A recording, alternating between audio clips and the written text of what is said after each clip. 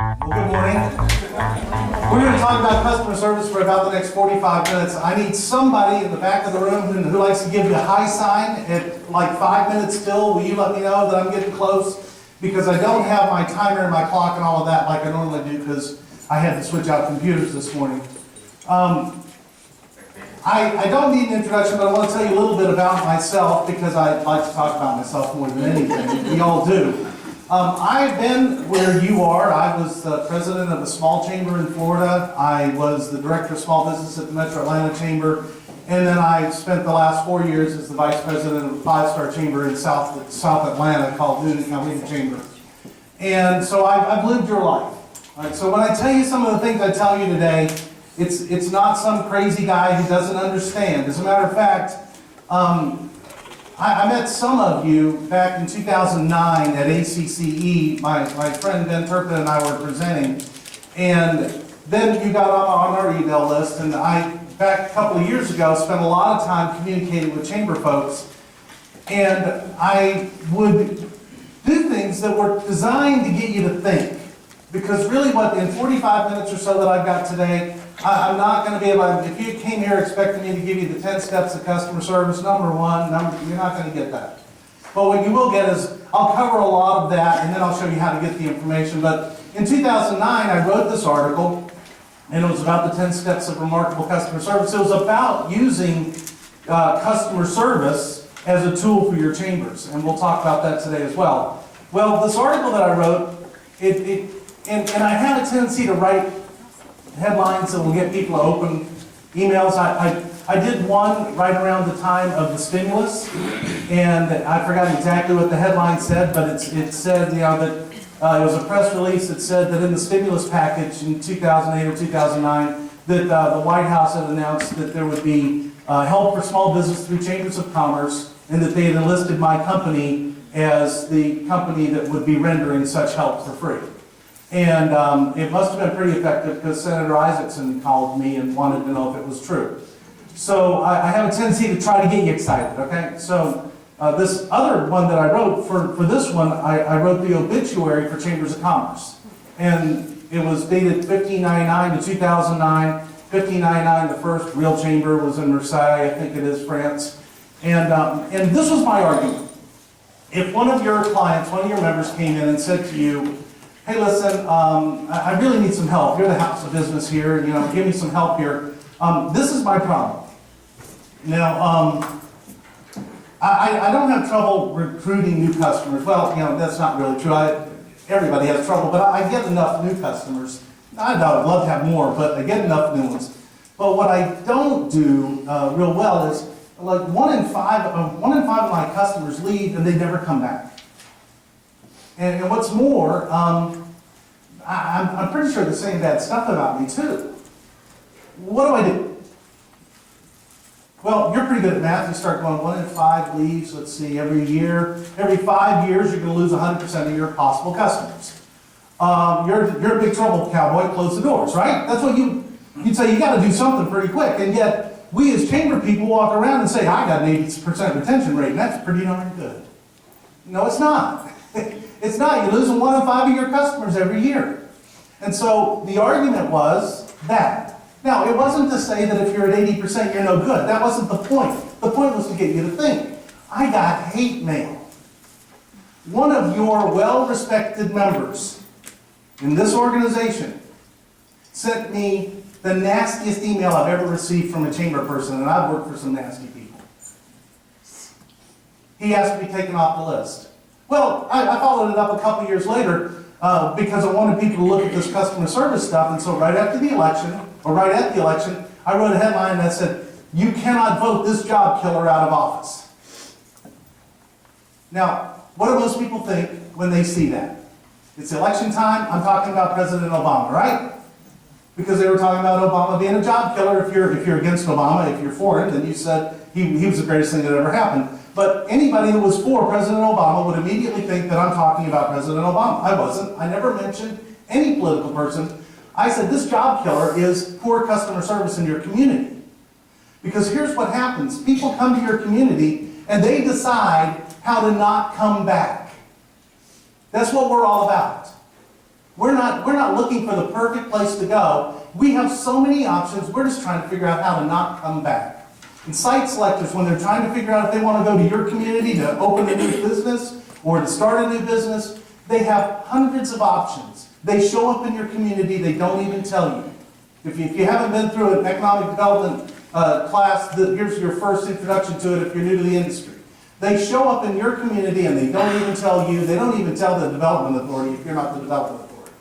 They show up, they check out the infrastructure, they check out the possible sites, they check out the schools, they check out where people would live, they check out the way people interact with each other. They go to your website, the development website, the city website, the county website, they do all of those things, and their whole purpose is to eliminate your community from contention. It's not to get you to be the one, it's to get you out of the contention because they can't afford to spend any time and find out later on there's something wrong. And so just one meal in one of your restaurants with the wrong wait person can mean hundreds of jobs in your community. So the argument was, this is important enough for me to offend you, so you'll read my article. Okay? That's why I did the video that said you can't vote this job killer out of office. Once again, I don't know what it is about North Carolina, but it was a North Carolina executive. He called me and told me to take him off the list because they don't get political in their chamber. Well, did you read the article? No. Did you watch the video? No. Then what do you think I'm talking about? It doesn't matter. You're clearly being political, and we don't get... Let me help you with this one right now. If you're not political in your chamber, you're dead. You're going to have to be. You're going to have to take sides. The rules have changed, and we'll talk about some of that today. So anyway, I've been where you are. A lot of what I'm going to discuss today is information that I've learned through the years working with some of the elite in the world. I've worked at world-class resorts as a golf professional. I've taught people. I'll tell you a couple of stories about those folks. Hopefully we'll have some good information. Now, if you're the person that wanted the 10 steps of remarkable customer service, the article's on my website at successfulchamber.com. You can text me. I'll send you all the stuff. There's a white paper. There's a graphic. There's a discussion sheet or a guide for you to have a discussion with a committee that you might put together. And there's some other steps you may take. I will tell you, if I was smart, I'd redo this video because one of them is a shameless plug for me to come and speak to your chamber. I've watched it over and over. It's pretty ham-handed, so don't be offended. I'm offended when I watch it, okay? So I'm going to redo the video, but nonetheless, the information is more valuable than my screw-up being ham-handed at it. So I said that I taught some interesting people. One of the guys that I taught was a guy named Michael Levin, and Levin was the head of Holiday Inn Worldwide, Days Inn. I believe he was the founder of Microtel. He right now is the chairman of the board of the Georgia Aquarium. He understands serving people. And one of the things he said was that you can give customers price, quality, and service, but the problem is, the kind of rub is, you can only give 2 out of 3 at the very best level. Somebody's always going to be better at you at some of it. Now, you get the real problem when somebody's better at you at all 3, right? Now you're in real trouble, but if you can be better at somebody at 1, you'll be able to attract some customers. You're better at that 2, you're almost world class, and occasionally you'll be perceived as better at all 3. And why I say occasionally you'll be perceived that way is because one of the things that I've kind of figured out is that when people determine value, there's a thing missing, and it's expectation. So a good example of this is if I walk into Nordstrom's and I'm going to buy my wife a suit, and I walk over to the St. John department. Any of you ladies wear St. John? I'd be shocked if any of you do, because I sure can't afford it. I would never be buying my wife. I'd love to buy my wife St. John, but nonetheless. And I walk over and there's an $1,149 jacket. Okay? I have an expectation that's going to be expensive when I walked into Nordstrom's, right?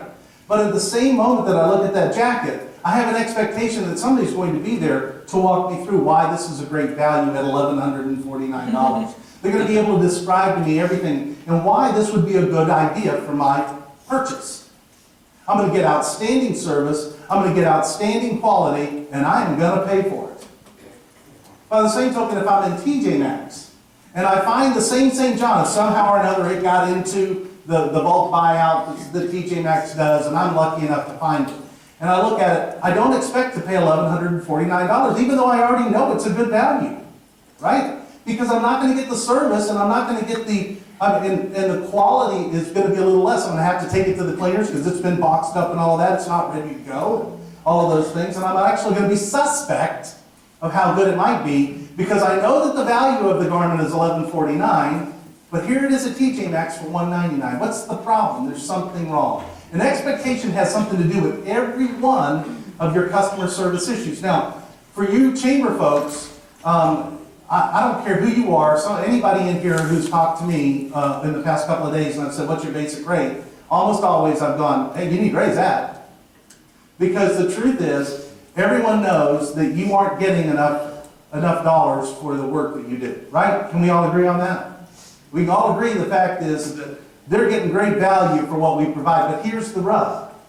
When you tell me that your membership's $300, and you try to convince me all these great things you do for me and the community, I'm smart. I'm a business person.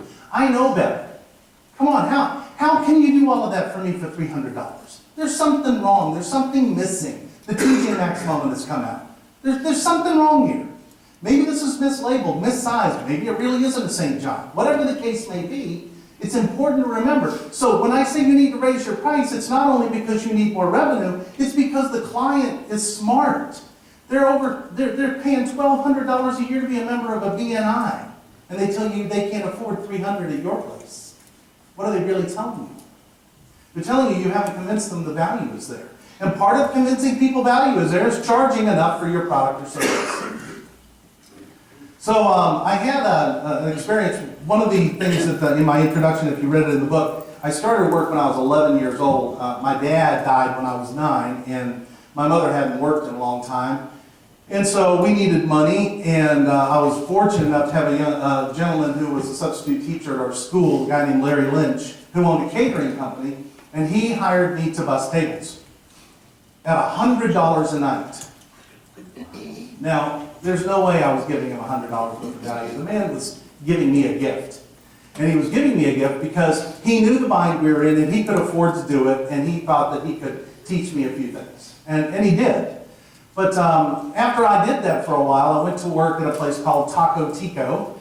I was a Dairy Queen first. By the way, I figured out a long time ago that if you're where people, if you have what people want, they'll pay you for it, right? So, I was able to bus tables, and Larry was willing to pay me for it, and then, and it made him feel better too, right? And so then I figured, well, what girl doesn't like banana splits? And so I'll go work at Dairy Queen, and, the girls are there, right? And so that worked for a while. And at 15, I became a manager of a Taco Tico. Anybody ever been to a Taco Tico? There's a few of them still around in Kansas. But I'll never forget Phil Mathis. He sat me down, and I'm 15 years old, and I've really had nobody teach me anything about business. And he says, son, you're going to be the assistant manager here, and to do that, you're going to have to understand this equation. 1 + 4 = 20. I said, no, it doesn't. I know I went to Cobb County schools, but no, it doesn't. Really. He goes, no, yeah, it does. Let me explain to you why. He says, one unhappy customer will tell 4 people. And those 4 people will tell a total of 20 people. So the truth is, when you make a customer unhappy, you're making 20 people unhappy. 20 people won't buy from you for that one unhappy customer. We cannot afford unhappy customers around here. You are empowered to do whatever you think you need to do to make a customer happy. Even if it's wrong, I will never, ever scold you. The only time I'll scold you is in private, and I'll explain to you why it was a bad idea, and then I'll commend you for being brave enough to do what you thought was right. Are we empowering our people to do what they think is right, even if it means the chamber loses money? You got to be brave enough to do that. So that was a powerful story that I learned, or lesson that I learned. One of the things that I want to encourage you to realize is that what do newspapers and chambers of commerce and libraries have in common? Does anybody know? I'll save you the trouble. It's where you used to go to find out stuff. I'm sorry. Nobody's coming to you to find out anything except for the people that have no money or have nowhere else to go or don't have a smartphone. Because Google is your competition now. It's just a fact. If you're marketing the idea that you're the information source, you're living in a mighty small place, and pretty soon somebody's going to come in with mobile phones. Really. I know it sounds crazy, but you've seen them. And the other thing is with your website, if your website isn't mobile friendly, today forget about it. 60% of web traffic is mobile. And so your website has to be mobile friendly. And the best place to sell ads on your website, believe it or not, is the About Us page. Because when people look up your website, they're looking up your website for only one reason, and that's to call you to ask you a dumb question like, what time does the farmer's market open? As if you are the farmer's market. I had somebody call me, no kidding, called me at 6:30 in the morning wanting to know where they could get fresh butter. Fresh butter. I had a lady call me at 9:30 at night, wanted to know if Dillard still sold support hose. I am not kidding, you can't make this stuff up. Right? You've been there, you guys get this stuff, right? But this is where you used to go for real information. Now, they still come to you for the crazy information, right? And of course, they're not our target customer, right? So we might as well quit telling them that we are the information source. Because we're not. We're the information source for business. Business. You're doing great things in your community and it's important, but the world is shifting on you. How many of you ever heard of Sons of Maxwell? Or Dave Carroll? Anybody ever heard of this guy? In 2009, he was on an airplane, on a United Airlines flight, and he overheard somebody in the back say, "Oh my God, they're throwing guitars!" And he looked out and he sees his guitar being launched by a baggage handler. And sure enough, when he picked up the guitar, it was broken. And so he went to customer service and they said, well, you know, we have a limit of $150. You know, basically when you get your ticket, you agree to that. You know, all those things that, you know, the print's like -3 font and no one could read it, even my sons, right? And so he debated with them a little bit and they explained to him that it was their policy. By the way, that's one of the deadly words. Don't ever say it's our policy. And so what he did is he wrote a song.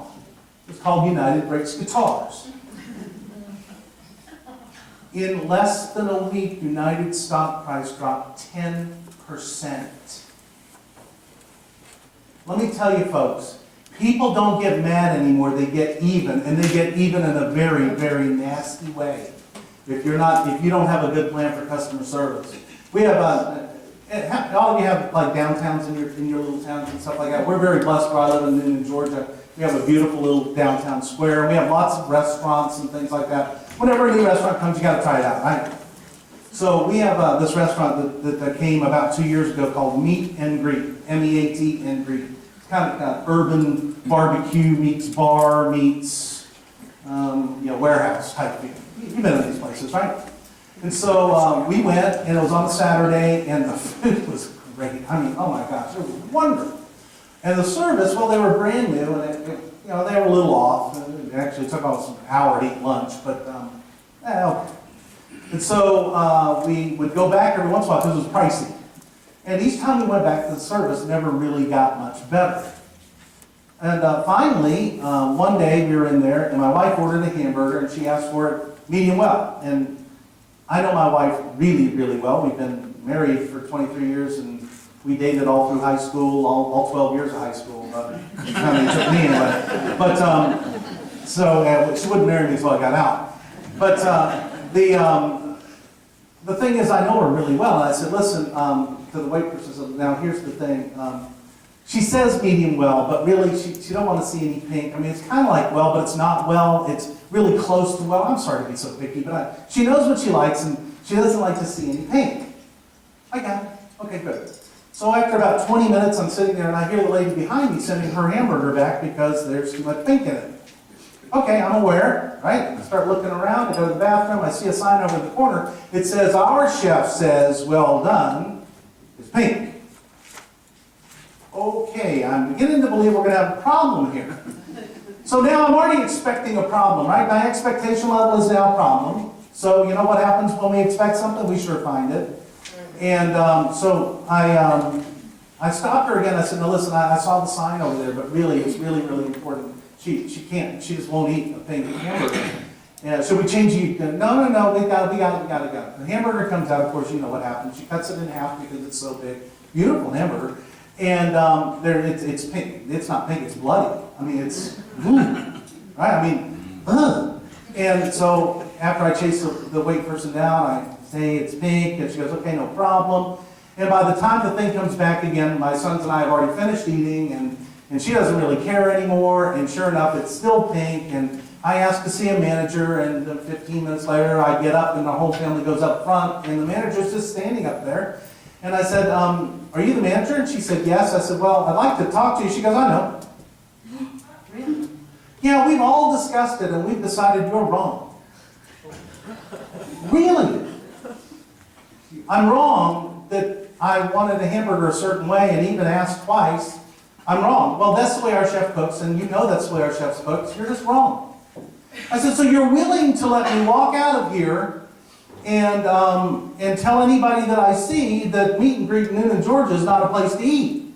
And she said, yeah, I am, because we don't need customers like you. I said, okay. I promise you that any chance I get, I will tell people not to eat at Meet and Greet in Noonan, Georgia. And I've just done that to 85 people. How many times do you think I've told that story? Like every chance I get. Because I'm angry. And it's been 2 years now. I'm not over it. I'm never going to get over it. I'll be telling this story when I'm 80 years old. Oh, people are meeting. Right? I mean, and that's who we are today as a society.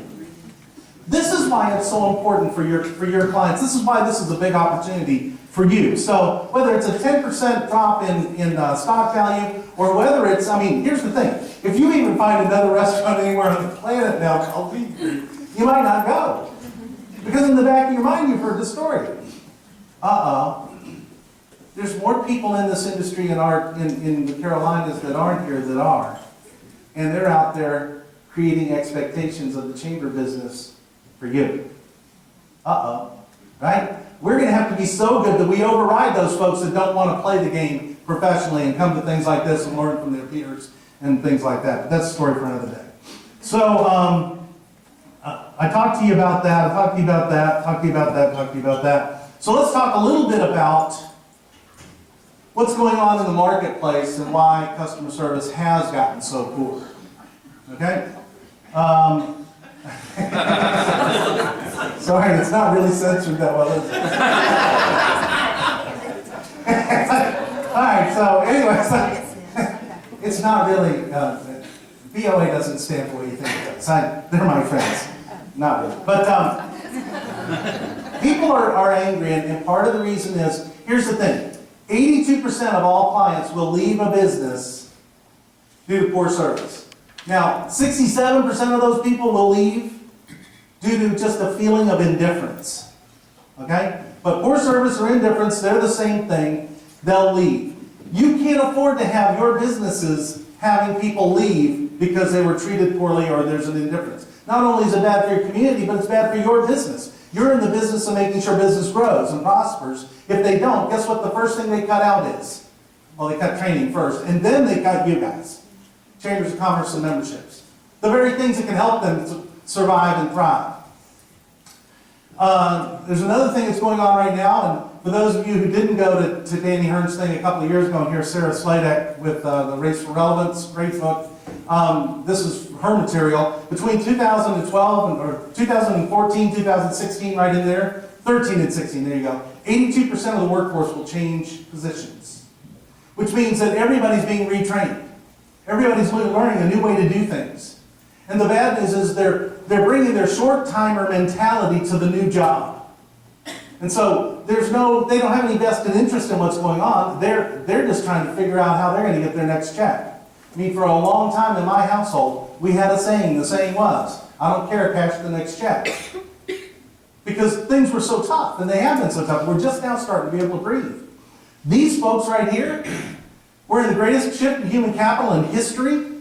More people in the workforce will be in their 20s than any other age group. These are your community leaders. These are your volunteers. These are the people that you're going to have to count on.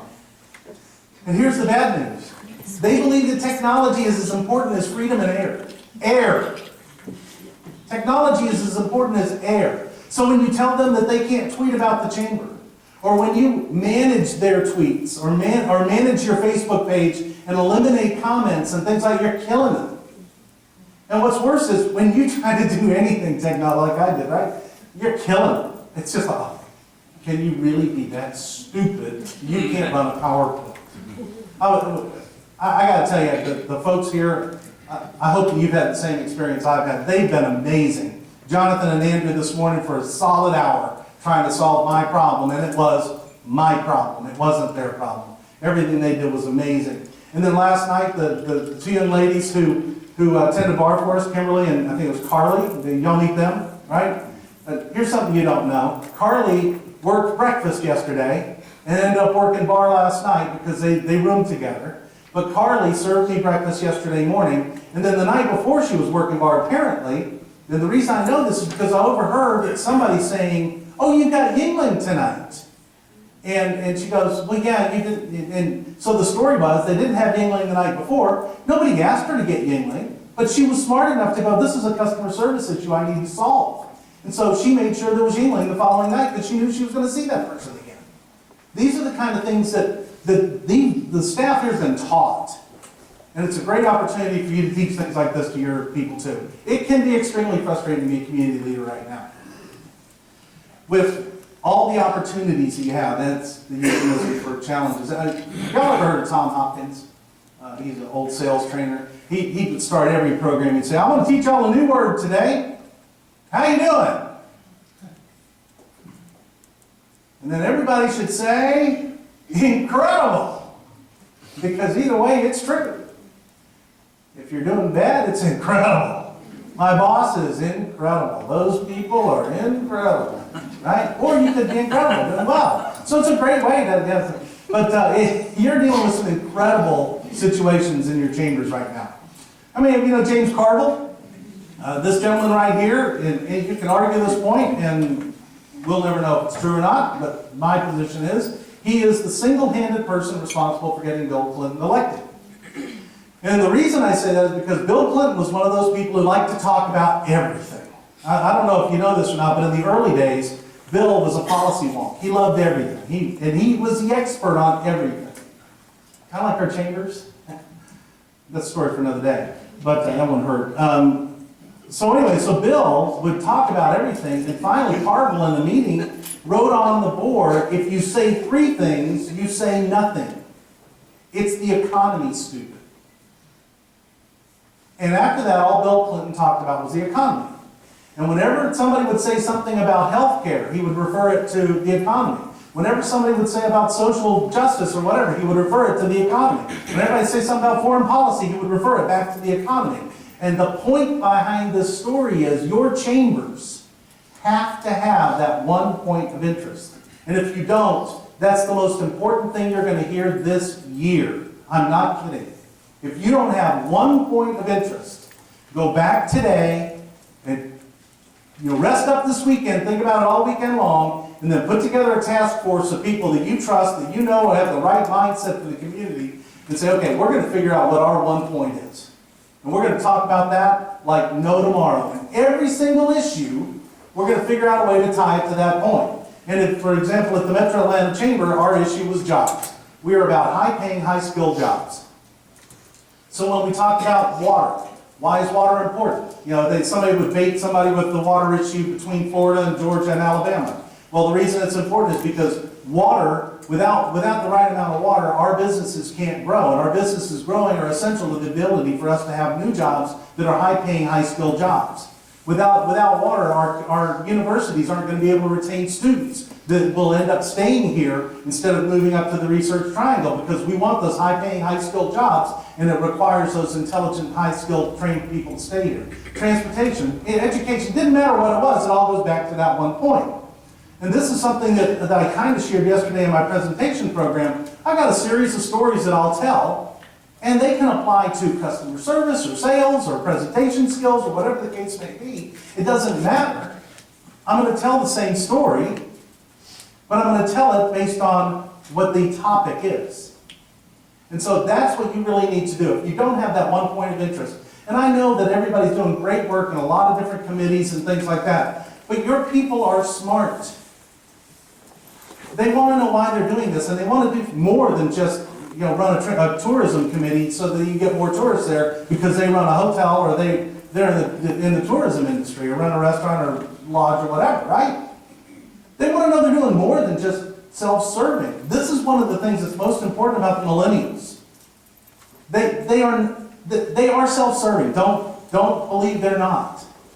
But they want to serve themselves by being relevant to their communities, to their friends, and to their families. And so, if you are doing things that violate that trust, if you're making people stay late and they're not able to go and do the things that are important to them because of poor planning or whatever, well then you're not going to have them for long. Millennials are extremely show me. I mean, I think they're all from Missouri. Just show me what you're going to do. You know, don't tell me about it, show me. So we as leaders, while we have to teach and groom and educate, we also have to lead by example and do the things that maybe we didn't do in the past. I mean, I remember when I first got in this business, one of the things that I would tell my bosses is, no, you can't move that trash can. I'll move it for you. You can't be seen doing menial work. Well, these folks want to know that you're in the game with them. Absolutely, positively. So, very important stuff. In some of my work, I work with a lot of big companies. One of the companies I work with is Subway. This is a phrase that's one of the rare times I'll put a text on the screen. This is a phrase that I created for them after being in a room with about 200 of them in the presentation, and I said, what do you do? And nobody would answer, just like here, what do you do? And I don't know, maybe it's a trick question, I don't want to answer wrong. And finally, a young lady in the back, I could barely hear, she goes, I manage a Subway. So I said, really, what does that mean? Well, what do you think it means? I said, you let me decide what you do. And that's what we do every single day. We let people decide what they think we do. And when you do that, they expect everything. I got a newsflash for you. So many of you will disagree with me. It'll prove true when it's all said and done. Maybe not today, maybe not tomorrow.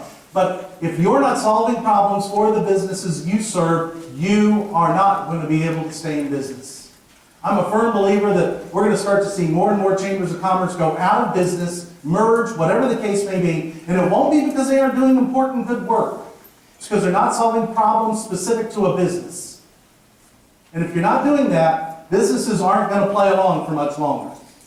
They're sitting on $2 trillion, and they're not spending it. And we're doing this great work. We've got to figure out a way that it ties to their problems and start solving their problems. And customer service is a problem that they all have. So this statement right here, I manage a unit for the largest franchise in the world, or something relatively close to it, an international company. I'm managing it for an international company that's the largest franchise in the world. What does that say beyond I'm a Subway manager? Right? I mean, when you say to your volunteers, will you be on the ambassador committee, and they say, well, I'm an ambassador. Well, what does that really say? What does it tie back to? What is their effort going to pay off for the greater good? Because that's the other thing about the millennials. They are old school in that respect. They want the greater good. They really do. And so, but they want you in the game as well. So with this statement right here, what it says is that, there are people who have a budget. And every week, they go to Subway for the $5 footlong. Now it's a $6 footlong, I think. But because that fits into their budget. If Subway wasn't there, they'd have to find something else that'd probably be less nutritious, and it would be bad for them. Subway, it's helping people. There are people that come in there. There's a lady that comes in there dragging her 2 kids, and she comes in there not to get lunch. She comes in for the 5 minutes of silence she buys when the kids first sit down with their meal. And she can't get that in a car. So the drive-through thing is, some people think, well, Subway's at a disadvantage because they don't have drive-throughs for the most part. Oh, no, it's an advantage. Because the fact is, only at Subway will people come in and sit down and not be hassled. And 5 minutes apiece for that mother with the 2 kids, so she can gather her thoughts, so that when she walks out the door, she holds on to little Sally's hand instead of Sally running out in front of a car and getting killed. And you think I'm talking crazy. It's happening. Some yahoo behind the counter didn't take care of somebody, and they got sidetracked, and the next thing you know, Sally's dead. And we are in a life and death battle as well in our communities. We really, really are. So I believe that it's time for a lot of self-reflection in our communities and in our chambers. I think that it's important for us to take a look at how we do things.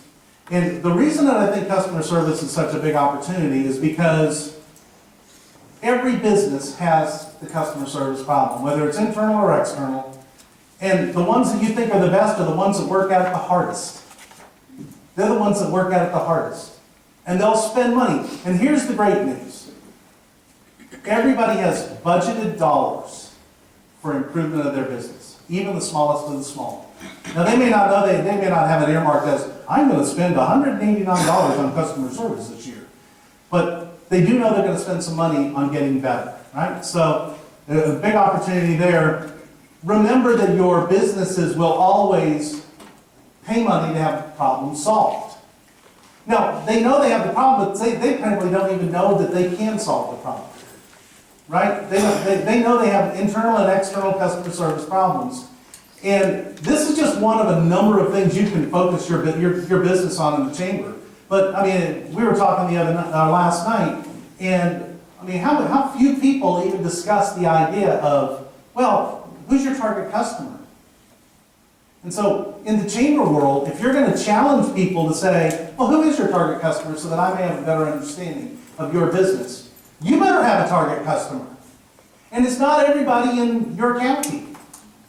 I used to own a dry cleaning plant down in Florida, and I don't recommend this, but I kind of worked on it a little bit and finally got it to a honed craft. And so every once in a while, somebody would come in, and I'm just looking at you, it's not you, okay? So somebody would come in and I would say, ma'am, I'm sorry, I have a policy. I only deal with nice people, and unfortunately, you're not so nice. But here is the good news. The cleaners down the street over there, they take clothes from not nice people like you. And if you were to pick up your clothes and take them over there, 3 great things would happen. Number 1 is they would be happy they'd have a new customer. Number 2 is you'd be happy because you get your clothes cleaned. And most importantly, number 3, I'd be happy. Bye-bye now. Have you ever fired a client? It's fun. It's a lot of fun. Until you do it 6 times and you realize maybe I'm not cut out for this business, right? I mean, literally, I would practice that conversation. It's kind of like in the mirror going, you know, get the right facial expression. I wanted that. I'm just waiting for somebody to come in that I can, bam! And I wouldn't go to the back and go, man, I'm losing it. I'd go back and say, yes! Another one of the guys who's out of here. I'm not telling you you can go fire members. You can't. But what you can do is you can design your chamber to where those people that don't fit your business model no longer are attracted to your chamber. And one of those ways you do that is raising dues. I'm telling you, there's not a chamber in here I don't think could afford to raise dues. Not a single one of you. Every one of you can go back and raise dues 10%, and here's exactly what will happen. Across the board, it happens everywhere you go. You raise dues 10%, you raise prices 10%, you lose 20% of your customers, and you make it up in the volume. Every single time, you're doing less work, more revenue, and fewer clients. So you can do that. There's a great book out that you might want to read. It's called The Pumpkin Plan by Mike Michalowicz, The Pumpkin Plan. If you want to download it on Audible, it's on Audible. I think it's $10 or something. It's awesome. It talks about how great giant pumpkins are grown and how you can make your business a great giant pumpkin as well. So there are 3 things that your customers are looking for. It doesn't matter if they're members or if they're customers of a dry cleaning store or anything else. They're looking for respect, recognition, and return on investment. How many of you are old enough to remember the TV show Cheers? When he walked in, everybody would yell, Norm! Right? Norm wanted recognition. He just wanted to be known. Are you guys great at giving that? Of course you are. It's a home run. Respect, my goodness. Somebody mentioned the Shapiro study in one of their presentations yesterday, and the fact that even people who don't frequent chambers of commerce would rather buy from chamber members than from non-chamber members. You dole out great respect. And then when you look at the reasons people leave, almost universally, somewhere along the line, they say, I didn't get anything from my membership, right? Okay. But then you ask them, well, what did you expect to get? Well, now it's too late to ask that, to be honest. You should have discovered that before they joined. The truth is, your business should have been designed in a way that they didn't even think about joining unless it fit your model. Because, you know, if you go to Chick-fil-A looking for a hamburger, unless it's a dwarf house, you're not going to find it, right? You know, they do serve them at dwarf houses, but that's it. I think they still do. So your business needs to be attracting those people that fit your business model so that you don't have to spend most of your time defending your position. But going back to the people who leave because they don't think they got anything. What did you think you would get? Well, if you don't know what they thought they were going to get, it goes right back to what does it mean to be a subway manager? They expected most anything. I had a member down in Florida who quit me because I didn't go to the city council and ask for them to give him a variance for a sign. Okay, I can understand that. Except for the fact that he didn't ask me to go to the city council and give him a variance for the sign. I didn't even know he was getting a sign. And whose fault is that? Mine.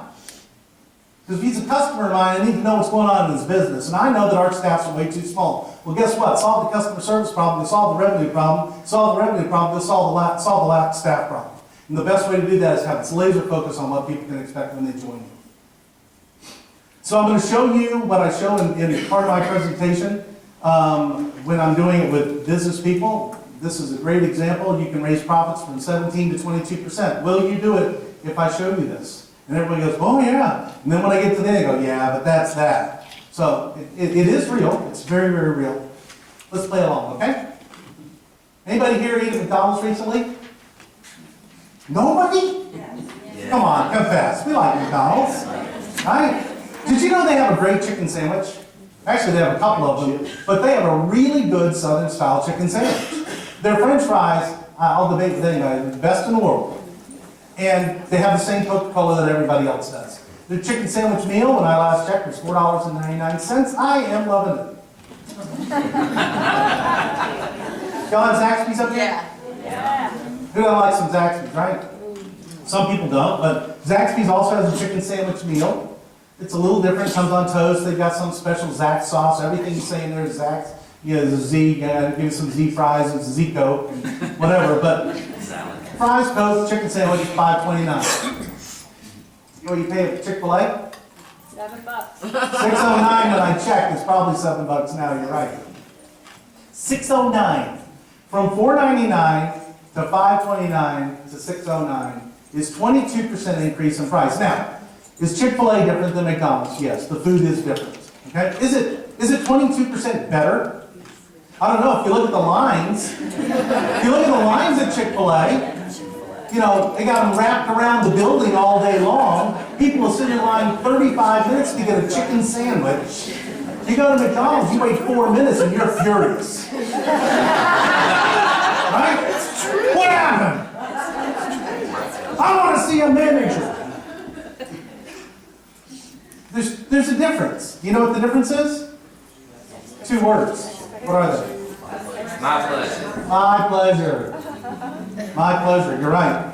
Why is my pleasure so powerful? Consistent customer service. It's what? Consistent customer Consistent service. customer service makes you feel special. All those other things. Just like everything else in life, there's something behind the story. My pleasure is so powerful because all day long, every day, everything they do, those people are saying, my pleasure, my pleasure, my pleasure, my pleasure, my pleasure, my pleasure, my pleasure. Pretty soon they believe it's their pleasure. It's called convincing yourself that you enjoy doing what you're doing. Now here's the thing. When you go into Chick-fil-A and you have to go through the queue line and you're in there 25 minutes, do you ever get angry? No. Because they're all so darn nice. And you know you can't yell at them, they're all Christians. And then, you know, and so they're so nice, and you're sitting there and you don't even look at your watch. You kind of listen there for the funny names. I always say I'm Spanky. I do. You know, it's just weird stuff. But you go into a McDonald's, like I said, and you wait 4 minutes, and you're about thermonuclear. And you wanted the great fries. I don't really care about the chicken sandwich, and the Coke's the same. I wanted the fries, man. You go to Burger King, anybody go to Burger King, get the hamburger at Burger King, go to McDonald's, get the fries. Because their fries are terrible. Right? It's all about expectation. It's all about what you expect to get when you're there. Okay? So when you're standing there and you hear them saying my pleasure, my pleasure, my pleasure, it gets more pleasurable for you too. And that's why it's so powerful. So the impact that you have is far greater than you might expect. And the reason I tell you that is because it sometimes gets lost. And sometimes we forget. But believe it or not, people in your community believe you are the example of business. If you're good, business in your community is good. If you're, as I was reminded last night, if you're always doing the chamber handshake, yeah, looking like a pauper, you'll do your members a service if you raise your dues and you raise your sponsorships. You really will. Because they'll expect things to be better, and they will be, because you'll be able to financially afford it.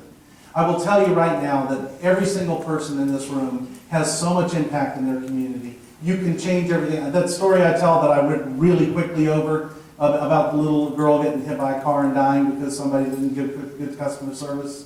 Your community is getting hit by a car every single day because somebody in your community isn't giving good customer service. And somebody has to stand up and say it's time to do something about it. By the way, one of the ways you can give people great customer service is give them something they don't expect. I have a website called 101networkingnuggets.com, 101networkingnuggets.com. If you go there and sign up, or if you email me, or whatever the case may be, and drop your card in the basket, I'll send you the link. You can get a free ebook that we did a number of years ago, targeted for chambers, called 101 Networking Nuggets. You can give it out to your members. We're not going to put them in a sales funnel and all of that. I will contact them, don't get me wrong, but I'm not going to be trying to sell them a whole bunch of stuff.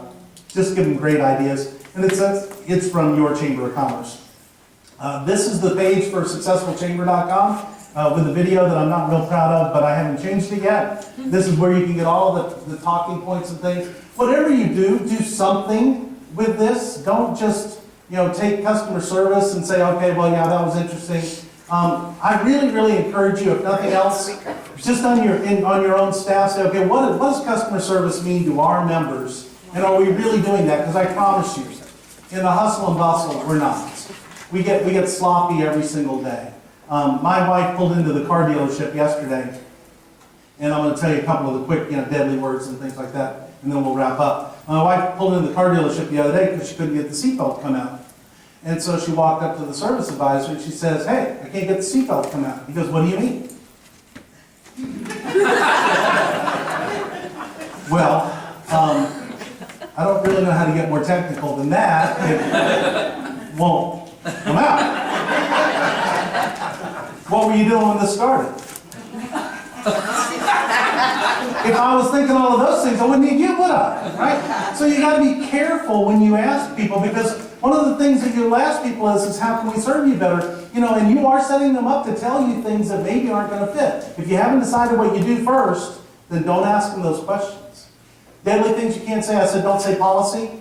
Don't ever, ever, ever, ever, ever say maybe or I'll try. What does maybe or I'll try mean to the person who heard it? It's a done deal. I was at the Coronado Springs Resort a couple of weeks ago doing a program for the American Oil Change Association. And I asked for a late checkout because my speech was from 10 to 11. 11 o'clock was checkout. All I want to do is go in and change my clothes and get out of there, right? Sure, that shouldn't be a problem. I'll look into it. I'll see. It was done for me, right? 8 o'clock. Maid's knocking on my door to get me out of there. Because that's their policy, right? So don't say that. Don't say I got to check with my boss. I know that a lot of you have bosses and everyone has a board, which I'm against, but we'll talk about that another day.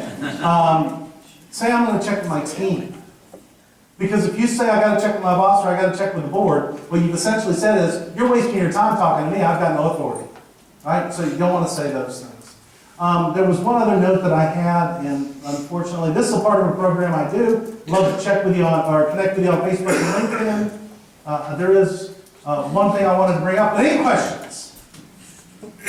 Now, all of you, I just hit you with a fire hose. There's no way that you assimilated any of that stuff. I am videoing this, and hopefully the ambient microphone will pick up. And my son will edit it and put it into a form that makes me look better than I was today. I'll send it to Tiffany, and you won't watch it. Okay, I already know that, you won't watch it. But maybe you'll skim through it and see a few things. If you want my notes or stuff like that, I do have notes with my slides, and so I could send you those so you would have an idea, but unfortunately, some of the notes are gonna say, you know, Subway story, Mavis story, you know, whatever the case may be. Those won't make sense to you, but maybe you'll remember it from the thing. Any questions? Boy, I'll tell you what, shh. Nothing. Well, thank you so much for listening to me this morning. I hope that you got some good stuff out of it. I hope that you will do something with it. Go back, work with your committees, and get them thinking about serving the customer. I promise you, if you do, you'll be able to recruit more millennials. You'll be more relevant to your community, and you'll be able to raise those prices that we are going to do. Thanks so much.